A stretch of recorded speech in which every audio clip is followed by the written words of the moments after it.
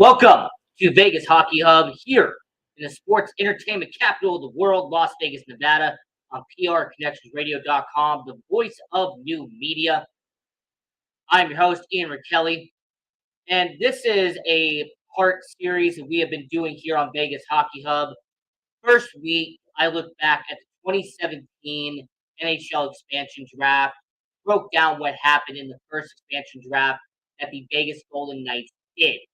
In week two, we went over one of the most important off seasons that the Vegas Golden Knights were ever a part of, and why that off season changed the Vegas Golden Knights forever. So to continue on that series, our third part of this series, we have to look back at the 2017 NHL draft, because this draft affected the Vegas Golden Knights so impactfully in some ways that are obvious, one way that isn't obvious, and then one way Vegas could have been a dynasty in the making if they hadn't made this trade.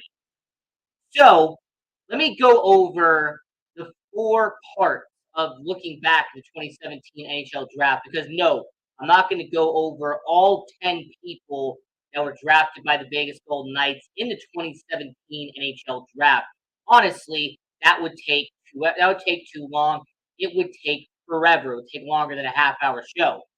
Instead, I will just address the four players who really made an impact in Vegas. That is first round pick Cody Glass, first round pick Nick Suzuki, first round pick Eric Brandstrom, and second round pick Nicholas Hague.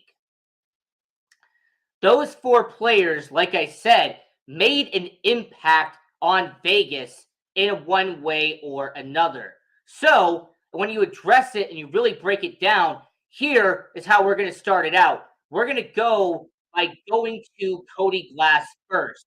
Now, Cody Glass was drafted the highest out of everybody that was taken by Vegas.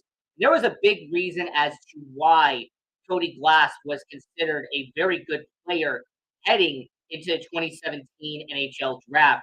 3 years prior, he was playing in the WHL for the Portland Winterhawks. And in those 3 seasons prior, he had a 94-point season in 2016-2017. And then he had a 102-point season, 37 of them being goals in 64 games in the WHL in the 2017-2018 season. But one concern that Cody Glass had, and one concern that really affected Cody Glass to this day, was could he stay healthy? Could Cody Glass be a healthy player and be someone that could play all 82 games in the NHL? He played 5 years in Portland from 2014 until 2019, not because of his talent, but it was because of how injury prone he was. In 2018-2019, he played 38 games in the WHL before coming down with an injury. When he was playing in the AHL for the Chicago Wolves, who was the AHL affiliate for the Vegas Golden Knights, Cody Glass only played 6 games in 2018 before having some form of an injury and then coming back towards the back end. 2019-2020, he only played 2 games in the AHL and then played a little bit of a small short cup of coffee with the Vegas Golden Knights that season. In 2020-2021 in the AHL, he played only 14 games that season. So Cody Glass, throughout his entire career, didn't matter if it was in juniors or if it was in the minors, Cody Glass's biggest flaw and really his biggest weakness was being healthy and being able to play a full 82-game season, playing a full 70-game season in the AHL. Because honestly, he never did it in the AHL. He never played a full 82 games in the NHL. As a matter of fact, Cody Glass's stats with the Vegas Golden Knights was really underwhelming. For a first-round pick, for their top pick in franchise history, you'll see right here, him having 9 goals 13 assists and 22 points with a -1 and 14 penalty minutes.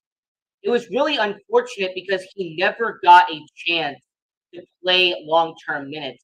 His first season playing for the Vegas Golden Knights in the 2019-2020 season, he only played less than 40 games. So he played half of the season.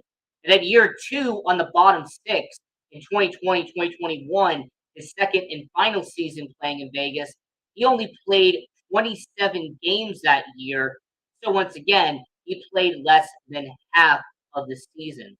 That really felt like that was always the problem with Cody Glass in Las Vegas, is that he really never garnered any momentum. There was really never a chance for Cody Glass to build up the games and the repetition and the reps that you need as a young player.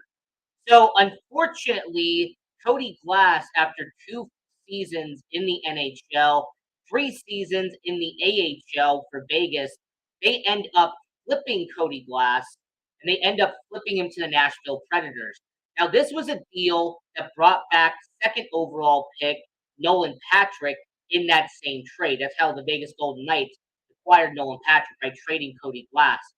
And as much as I would love to say that he's had a redemption arc since going to Nashville, unfortunately, Cody Glass hasn't had that redemption story. He's only played 15 games in 2 seasons for Nashville and has only had 3 points during that time period. However, his AHL stats, he's had 62 points in a full 66 games for Milwaukee. So maybe Cody Glass can redeem himself as an AHL player, but it's really unfortunate what happened to Cody Glass, because he went from being a touted prospect, had over a 100-point season in the WHL for Portland, from getting injured in Portland, and then eventually not being able to secure a full-time roster spot in Vegas, and now being a fourth liner in Nashville. So he was the first one I said that had an unfortunate story, and that was Cody Glass, because he really had the talent, and you could see the talent when he was in Portland, and you can understand why he was a 6th overall pick. He just unfortunately never developed into that top line forward that Vegas was hoping he would be when they drafted him 6th overall. So he was the unfortunate one. The second one is a story of a prospect who got away. He is the story of what if the Vegas Golden Knights had kept Nick Suzuki. What if the Vegas Golden Knights had found a way to keep 13th overall pick Nick Suzuki from the Owen Sound attack of the OHL? Because here's the worst part about the Nick Suzuki trade. It wasn't that he wasn't just drafted by Vegas. Not only was he scouted by them, he was developed by them. He played for the Chicago Wolves, for example, in the AHL. He actually spent some time being with the main roster during the 2017-2018 season. In the playoffs, he actually got to join the Vegas Golden Knights and be part of the 30-man roster during that 2018 Stanley Cup run. But when it came to Nick Suzuki, the worst part about it was that you knew he had talent. You knew that Nick Suzuki was going to be a good talent in the NHL someday. Just look at his stat from the 2017-2018 season when the Vegas Golden Knights drafted him. Playing for the Owen Sound of the OHL, Nick Suzuki had 42 goals, 58 assists, 100 points, and a plus 30 in the OHL. Nick Suzuki had the talent, and most people could see it. You know, you had scouts, you had people who were watching Nick Suzuki at that point, and you could see the talent was there for Nick Suzuki. But what ended up happening is that he ended up not playing for Vegas like you see right there. Instead, Nick Suzuki gets traded to Montreal for Max Pacioretty. The Vegas Golden Knights in 2018 trade Tomas Tatar, Nick Suzuki, and a few draft picks to get the captain of the Montreal Canadiens in Max Pacioretty. And now I'm not going to say this was the cherry on top, but Nick Suzuki, if you look on that jersey right there, he has a C patch on his jersey. Nick Suzuki went on to not only be one of the best players the Montreal Canadiens have right now, Nick Suzuki ended up becoming the captain of the Montreal Canadiens after the Vegas Golden Knights traded him. And his stats playing for Montreal should be all you need to know about how talented Nick Suzuki was with the Montreal Canadiens. He has had 52 goals, almost 100 assists for a whopping 150 points, one All-Star appearance in 217 games for the Montreal Canadiens. When it comes to Nick Suzuki, he has finally showcased that talent he showed in the OHL. He was able to show everyone the talent on why he was a first round pick in the NHL. So the first one was the unfortunate, and that was Cody Glass. Unfortunately, he never developed. But the second one is a what if. What if Nick Suzuki had stayed with the Vegas Golden Knights? What if Nick Suzuki was wearing that number 17 playing on the top line in Vegas today? What if Max Pacioretty had been dealt Eric Brandstrom, who was their top prospect at that point, instead of Nick Suzuki? Because Nick Suzuki was the number 2 prospect in the Vegas Golden Knights system. Go back to the 2018 articles. They actually will verify this. Nick Suzuki was the number 2 prospect in Vegas. And when Vegas was doing the deal for Max Pacioretty, let me take you back in time. When Max Pacioretty was in the deal was being constructed, reports had come out that the Vegas Golden Knights and the Montreal Canadiens, Montreal originally wanted the top prospect in that deal. Vegas was not willing to trade their top prospect in that season, so they gave up their number 2 prospect in the deal instead. So it's a crazy what if, but I've just always wondered what would have happened if the Vegas Golden Knights had given up their top prospect in that deal.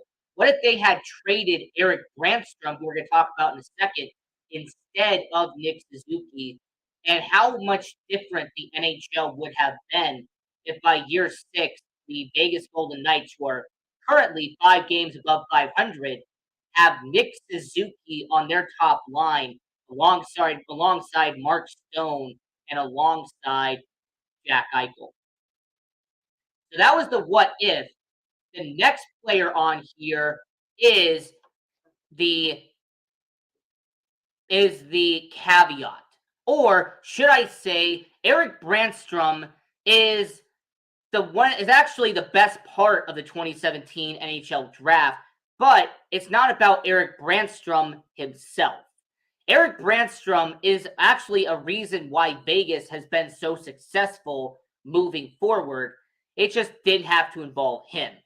Now, Eric Brandstrom was drafted 15th overall, and he was taken from the SHL, the Swedish Hockey League, and he was a very young defenseman, but he also was a very tiny defenseman. A lot of people complained about Eric Brandstrom being 5'10" and being 185 pounds. I remember that was the one weakness that some people had regarding to Eric Brandstrom. I thought it was interesting how Eric Brandstrom's size was the one negative that a lot of people had as his weakness heading into the NHL. Well, Eric Brandstrom gets selected by Vegas, and he does play some games in the preseason for Vegas. There's the jersey right there. Eric Brandstrom was playing in the preseason for Vegas. He even gets to be in the AHL with the Vegas Golden Knights. He actually played in Chicago in 2018-2019. And as a matter of fact, Eric Brandstrom, in his statistics in the AHL in that 2018-2019 season, he had 7 goals, 25 assists for 32 points in 28 plus penalty minutes. Now, the other negative that Eric Brandstrom had is that because of his size, people wondered if he was going to be able to transition as fluently to the NHL as some other defensemen in his draft class, like Miro Heiskanen, like Cale Makar. There was some defensemen in that 2017 NHL draft that people believed were going to transition a lot better than Eric Brandstrom would. And his -1 in the AHL would kind of be a precursor to what you'll see in a minute. But what Eric Brandstrom did for Vegas is not play for Vegas at all. What Eric Brandstrom did was be a bargaining chip as the top prospect for the Vegas Golden Knights. Eric Brandstrom being the #1 prospect would benefit Vegas at the 2019 NHL trade deadline because they would flip Eric Brandstrom, Oscar Lindberg, and multiple draft picks in the Mark Stone deal. And Eric Brandstrom going to Ottawa was a big deal because Eric Brandstrom, he played in the AHL for the Belleville Senators. He's currently on the bottom six in Ottawa today. In fact, his stats right there: 2 goals, 31 assists, with a -26 in 123 games for the Ottawa Senators. But it's not about Eric Brandstrom himself. That is the reason why this was the best part of the 2017 NHL draft. Eric Brandstrom being traded for Mark Stone is what ended up being the best part of the 2017 NHL draft. If you do not have Eric Brandstrom, you cannot acquire Mark Stone. Without Eric Brandstrom, you do not get the captain of the Vegas Golden Knights in Mark Stone. Without Eric Brandstrom, you do not get one of the best defensive forwards in all of hockey in Mark Stone. And without Eric Brandstrom, you do not get the opportunity to go out and get a leader in the locker room and someone that gets a lot of respect here in Las Vegas, and that was Mark Stone. So the first person was Cody Glass, who was the unfortunate part of the 2017 NHL draft. You had the what if with Nick Suzuki, and then you had the best part of the 2017 NHL draft, and that was Eric Brandstrom, because he ended up being dealt for Mark Stone, who ended up becoming the captain and the leader of the Vegas Golden Knights in the long-term future. Now, the last part that we have to talk about is this man right here, and that is defenseman Nicholas Hague, who was drafted from the OHL. He was a second-round pick by the Vegas Golden Knights. Now, Nicholas Hague is an interesting story because he was originally from the OHL, but he scored a lot of goals as a defenseman. Nicholas Hague, as a defenseman, is a very interesting situation because in his 3 seasons in the OHL, he scored 14 goals in 2015, he scored 18 goals in 2016, and scored a whopping 35 goals in 2017. Nicholas Hague was not your traditional defenseman as most people were. Nicholas Hague was a defenseman that ended up being a offensive-minded defenseman. And his 3 seasons playing for Chicago, playing for the Chicago Wolves, actually ended up being a blessing in disguise. Because Nicholas Hague, in his 3 seasons in the AHL, he ended up having 13 goals in his second season with the Chicago Wolves, and he ended up having 43 points as a Chicago Wolf, and he actually played 25 AHL playoff games for the Chicago Wolves during his tenure. And if I actually should make an argument to you, him playing in the AHL for 3 seasons is actually what benefited the Vegas Golden Knights. Nicholas Hague being able to transition and develop in the minors for a long time helped him become the bottom 6 forward he is in Vegas today.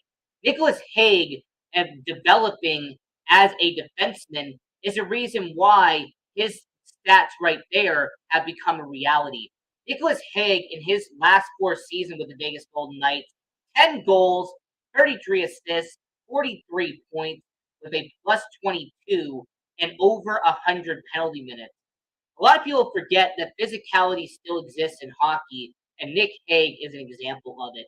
Nick Hague is not afraid to drop the gloves. He is perfectly fine with going up and attacking people and going up and defending his players with the Vegas Golden Knights. So what Vegas Golden Knights got with this fourth and final person from that 2017 NHL draft, what they acquired was dependability.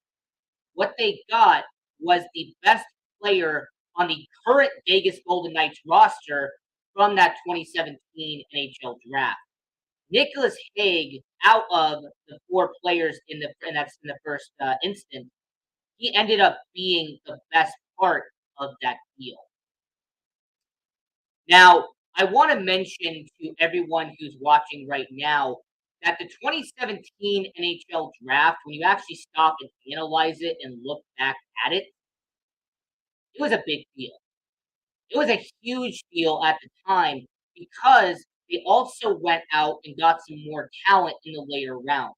Not only did they get Jake Leshkonen, who, by the way, has developed into a bottom six player for the Vegas Golden Knights, he has actually been playing a good amount of minutes for the Vegas Golden Knights. Has had over 40 games played in his career in the NHL so far. They also got Giannis Rondenberg, who has been playing in the AHL and playing in the NHL for the Vegas Golden Knights. They also went out and got Yari Patara later in the draft, who has been a welcoming and a young prospect in the AHL as a goaltender for the Vegas Golden Knights. Lucas Elvenez, he spent some minutes in the AHL for Vegas. Jack Dugan, he actually spent time in the AHL before going to New Jersey this offseason. And they also ended up getting Ben Jones, who spent a couple of years in the AHL for the Vegas Golden Knights. So for a 2017 NHL draft, their later rounds got talent when it came to their AHL system because they had 4 or 5 players who they drafted between round 2 and round 7 who eventually played plenty of seasons in the AHL and spending time in Henderson and Chicago for the Vegas Golden Knights. One last note I want to mention about the 2017 NHL draft was who was the player taken after Cody Glass? Who was the player taken after Nick Suzuki? Who was the player taken after Eric Brandstrom? Because I know some people want to talk about it, but it's important to know who was drafted around those players. So Cody Glass, taken right after him, was Lias Anderson, who was taken 7th overall, and he was with the New York Rangers. He spent a few seasons there, got flipped to the Los Angeles Kings, and he is now playing in the AHL in the 2022-2023 season. Lias Anderson unfortunately never developed into the top line forward that the New York Rangers expected him to be when they acquired him. So the Vegas Golden Knights dodged a bullet there by getting Cody Glass over Lias Anderson. Cal Foote was taken right after Nick Suzuki. He was drafted by Tampa Bay 14th overall in the 2017 NHL draft. Now, Cal Foote has been an interesting story because he has played the last 3 seasons for the Tampa Bay Lightning, and he has actually appeared in the Stanley Cup playoffs against the Colorado Avalanche in the Stanley Cup Finals in 2022. So Cal Foote has actually been a solid bottom line defenseman for the Tampa Bay Lightning. And with him being only 22 years old, Cal Foote has actually been a really good defenseman, a good American defenseman for the Tampa Bay Lightning. So at 14, Cal Foote would have been a solid pick if Nick Suzuki hadn't have been better. And then 16th overall, Juuso Valmelecki, who was taken by the Calgary Flames 16th overall. He played 4 seasons in Calgary and then got flipped to the Arizona Coyotes this offseason. So the 2022 offseason, he goes to Arizona and is unfortunately suffering in Arizona as a very good defenseman for them in the 2022-2023 season. And then, just to talk about Nicholas Hague for a second, the player drafted right after Nicholas Hague has been Isaac Ratcliffe, who is a winger for the Philadelphia Flyers. He is playing in the AHL right now. He actually put up 28 points in the last season for Lehigh Valley. So the Vegas Golden Knights really kind of dodged some bullets when it came to the talent that was drafted around them because there really wasn't anybody taken right after Nick Suzuki, taken right after Cody Glass, taken right after Eric Brandstrom, taken right after Nicholas Haig that ended up becoming superstars. But when you go a few picks down, that actually changes a whole lot. 11th overall, the LA Kings took Gabe Vilardi, who has blossomed into a really good forward for the LA Kings. This is a Gabe Vilardi who has already had 6 goals in a young 2022 season and is currently averaging a point per game for the LA Kings in the 2022-2023 season. He is actually going to be part of the future for the LA Kings long term. Martin Necas, who is taken 12th overall by Carolina. He just had back-to-back 40-point seasons in Carolina. He has blossomed into a really solid forward in the NHL. He was taken 12th overall by Carolina. You also had Josh Norris, who was taken 19th overall by San Jose. When he was flipped to Ottawa in the Erik Karlsson deal, he had a 55-point season in 2021 for the Ottawa Senators.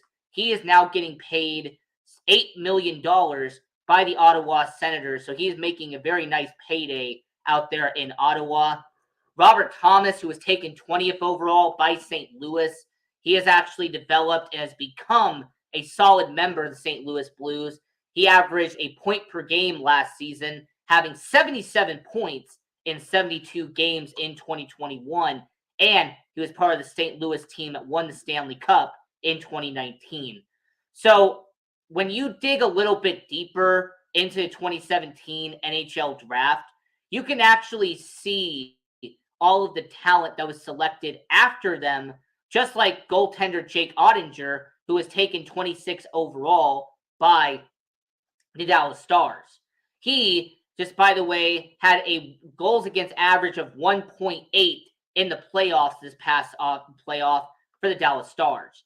So when you've had Jake Ottinger, when you've had all these players who were taken later in the first round, yeah, you could do coulda, shoulda, woulda, but you have to sit back and realize that those players were taken later in the first round, and those teams are a lot better than teams that are in the top half.